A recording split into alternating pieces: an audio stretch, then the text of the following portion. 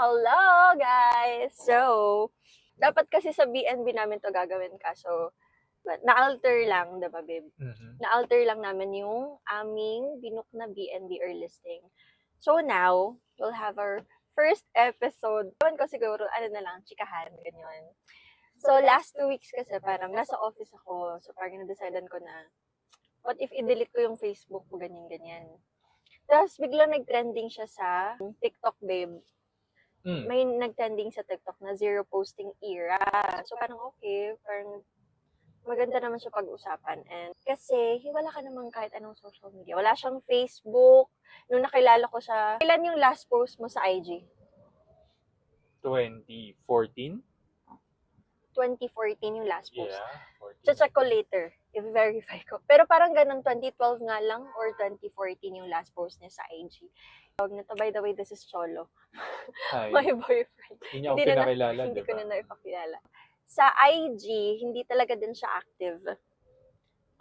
Kapag may day ako, ganyan, ay IG story ako. Ita-chat ko pa siya, sasabihin ko sa kanya na babe, may bago akong upload sa IG story ko, paki-heart, ganda ko doon. So, tsaka lang siya mag-review ng IG story. So, I have questions for him. And maybe kapag maganda yung mga sagot niya, ganyan. Feeling ko baka ma-delete na rin ako ng Facebook. Hindi, sayang kasi yung mga photos sa Facebook eh. Tsaka sa IG. Pag-iisipan ko siya ng malalim. Pero gusto ko rin yun, yung somehow mawawala ka na lang bigla sa walang balita sa'yo yung kahit na sino, no babe? Ganyan yung buhay niya. Anyway, I have a Codigo here. So, let's start. So, hindi niya alam yung mga questions. So, this is a surprise. So, first question. What was really the reason why you stopped using your social media? I think it's about your ex because you guys broke up. Yeah. Wala lang. Parang for me, ang hirap na kasing alam mo yun, rearrange mo pa yung mga photos, tatanggal ka ng photos one by one. Ewan ko kung may, yung time kasi na yun, hindi naman kasi ako masyadong ganun ka-techy. So, parang, instead of deleting it and then rearranging the photos, pagawin ko yung profile ko, sabi ko, yan na lang, delete ko na lang, 'di ba? And then after a few weeks, few months went by, parang nasanay na ako. Okay naman pala, hindi naman pala kailangan ng social media para mabuhay ka or maging updated ka with everything. So, ayun. So you just don't want to see the photos not together with your ex? Not really. Hindi naman kasi wala na nga eh. Hindi, naka-get over na ako eh. Wala lang. Tapos, sinamahan pa ng medyo yung mga toxic posts ng mga ayaw niya nun. Ng mga tao ayaw na nainis lang ako sa mga taong ganun. Okay. Pero namimiss mo minsan? Hindi. Ay, talaga? Hindi. Wala siyang pakialam. Una-una, wala siyang pakialam sa mga sasabihin ng ibang tao sa kanya. Kung may mga comments man about sa kanya, kahit sa personal man yan, he doesn't really care. And, yun yung sigurong niya, parang gusto ko sa kanya, wala siya talagang pakialam. Wala din siyang, yun yung FOMO ba tawag doon? Fear of missing out ba yun? Yeah. Wala siyang ganun, wala siyang pakialam. What am I missing out? Ano bang namimiss ko? Wala naman. Di, term kasi siya ng mga tao na parang... Fear of missing out sa lahat. on what? Sa mga happenings, events? Yeah. Sa pagpa-party, ganyan. Tapos, may mga pros and cons ba sa tingin mo yung pagiging deactive sa social media? Siguro sa pros muna tayo. Yeah. Siguro ang pros niya, one of the pros would be peace of mind. Kasi you don't really have to think of anything. Di mo kailangan makisabay. Di mo kailangan maging updated sa mga uso, what's happening now. Ang cons naman would be unhealthy kasi kapag di ba nga sinasabi nila, you made it your life na eh. When you wake up, check phone. Bago matulog, naka-phone. It's becoming your way of life na parang wala na talaga yung totoong social interaction ba.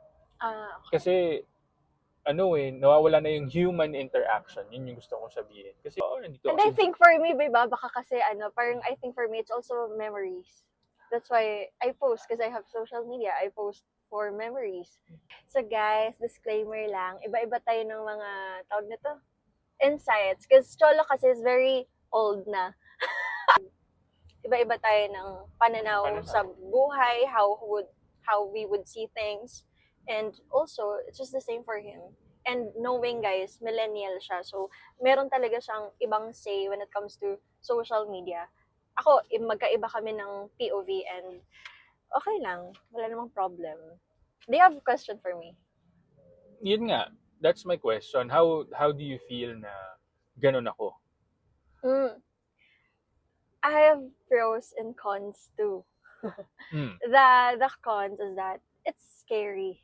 Actually, babe, Bakit? it's scary because kapag hindi ko sinasabing maghihiwalay tayo, of course, we know that we are getting somewhere na alam natin kung saan.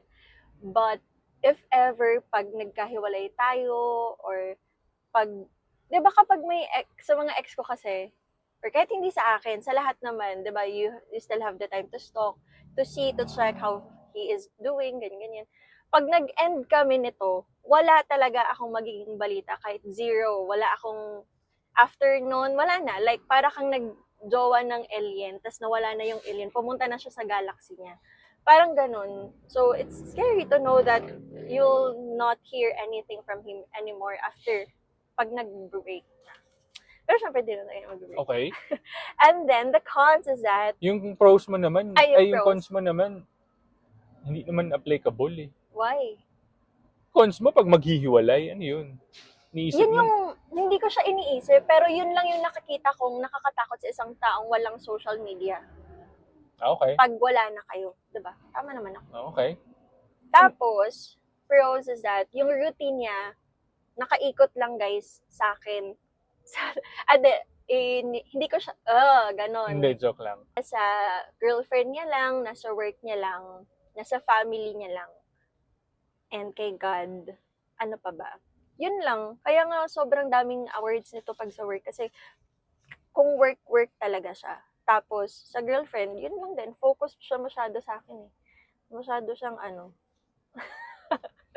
Tapos, ano pa ba? It sounds boring, pero it's great to know na yung partner mo is wala siyang insecurity. Hindi siya na-insecure sa ibang tao. Kung meron kang achievement, edi happy for you, edi good for you, pero wala siyang insecurity sa sarili niya. He's very secure mentally stable, yung mga taong nakikita ko na may SOCMED, ay walang SOCMED. And also, hindi siya nagsaselos, guys. Wala siyang kaselos-selos sa katawan. Kahit sa akin, nagselos ka na ba ever sa akin? Hindi. Ever kahit nung chaos pa nung una? Hindi. Hindi. Wala kang pinagselosan. Okay. Ganun siya. Is that a bad thing? Dati, paano ba? Is it a bad thing? No, I don't think ibig so. sabihin, secure ka din sa akin kasi never ka nagselos. Yeah, yun nga yun. Yeah. So it's not a bad thing. Yeah, it's not. Tapos, very stoic siya and also, as I say naman na secure siya. Matibay yung state of mind niya more than anything. That's a good thing. Uy, nasa tunnel ba ito, babe? So, ayun. That's what I can say. Tapos, parang peaceful yung relationship. Aray ko.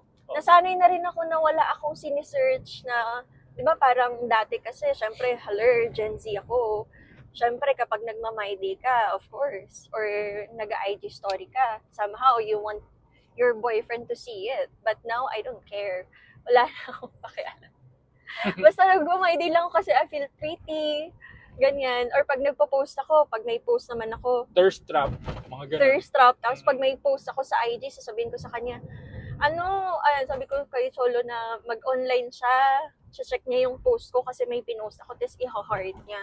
Ganun. Talagang ako nagsasabi sa kanya na mag-online siya. Tapos pinagawan ko pala siya ng TikTok. Kasi may mga times before talaga na mga funny moments sa TikTok na hindi siya makaka-relate. Kasi ko, hindi. Kailangan mong gumawa ng TikTok para pag may nakita kong funny, well, na-enjoy niya na kasi yung mga dogs, Mahilig siya, yung feed niya, puro dogs. Mahilig siya sa dogs. So yun, na-enjoy niya. Last, babe! Go. Last natin. Oh. Do you see yourself ever returning? I think if I ask you to, you said yes before, right, babe? Sabi ko, gawan kitang Facebook. Sabi mo naman yes. Pag sinabi ko, pero you, for yourself, would you like to do it? Thinking To go about it now, pag sinabi mo siguro 50-50 ako. Ay, sabi mo before, oo. Oo, sige, oo. Oo. Sabi mo. Pwede, oo, pero kung ako lang sa sarili ko, hindi.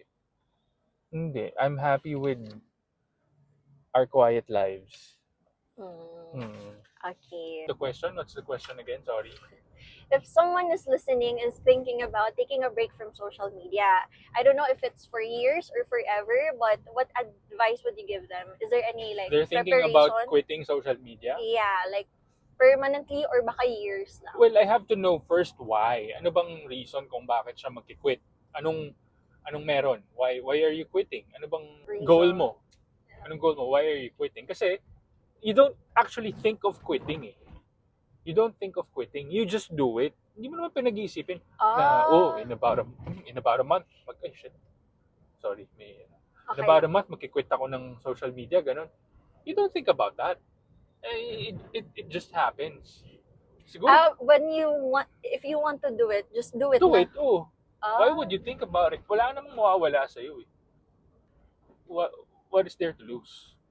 Wala nga. You have so much more to gain. Photos, friends. Memories, right? I-download mo yung mga photos mo, lagay mo sa memory mo, and then, tapos.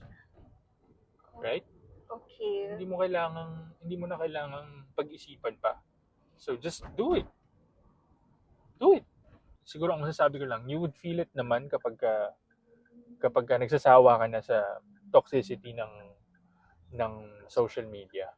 So, if you realize na lagi when you open Facebook or IG or anything, pagbukas mo, when all you do is parang naiirita ka na lang every time that you see these people, I think it's time for you to reconsider na gusto ko pa ba nito? Parang, do I still like having social media? Parang, kasi puro nakakairita na lang, lagi ka nabibwisit sa mga nakikita mo, diba? So, I think it's not for you na kapag yun na yung nafe-feel mo. If you're enjoying it, then go. Wala namang masama eh. Kasi hindi naman bawal yan. So, and yung mga Gen Zs, alam ko naman na mahirap yan kasi dyan kayo lumaki. Yan yung ano nyo eh, yun yung life nyo eh. So, ayun.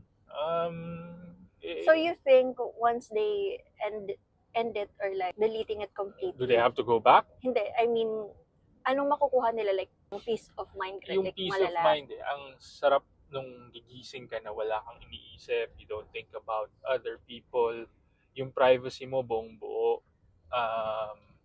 The open book, hindi alam ng mga tao kung ano yung ginagawa mo.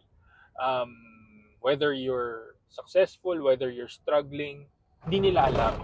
So, I think, isn't it nice also to share that if you're successful? No. No ba? No.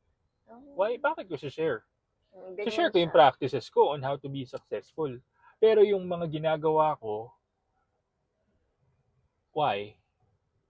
Bigyan mo ako ng isang magandang reason why. Kailangan makita ng mga tao yun. For inspiration? Yeah, maybe.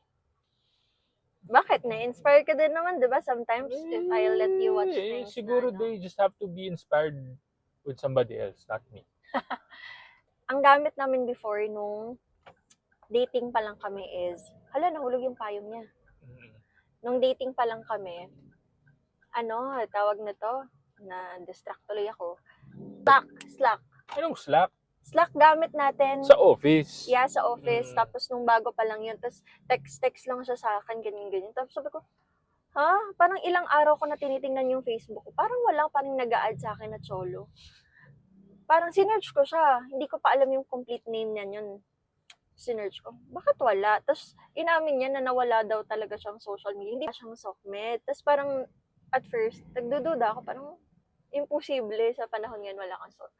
Tapos, Sabi ko, IG. Ayun. Tapos, finalo niya ako sa IG. Tapos, chinek ko yung last post niya. Parang, I'm not sure ha, 2012 ba yun? Or 14. 2014. Ganon lang yung last post. Tapos, ulang pa yung last post niya na. Ano nga yun? Parang yung fish na ano? Ano? Dried fish. Ano bang tawag? Danggit. Oh, yun Danggit, yung, egg, and kamatis. yeah, yan yung last post niya, 2014. Tapos hindi niya rin talaga ginagamit yun. Parang for the sake lang na may pangalan siya sa IG, but really don't. So I think that's it. I hope you guys would learn something. I hope you learned a lot of things. Yeah. Parang, I don't know. Iba lang kasi sa kanya kasi millennial po siya na style. So I think there are things that you don't wanna hear or it doesn't really aligned with the ano. Promise. It's so refreshing. Pag na-start mo na, hindi ka na babalik. Ganun, babe. I think that's it.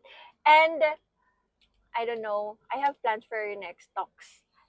Pero not here na. Kasi ito lang ay talagang, Wala kaming time. Dito lang, habang traffic. yeah, habang traffic. Nag-makeup pa talaga ako. Wala akong pasok, guys. Talagang nagganto-ganto pa ako. Yun lang. Thank you so much, guys. Bye-bye. Bye-bye.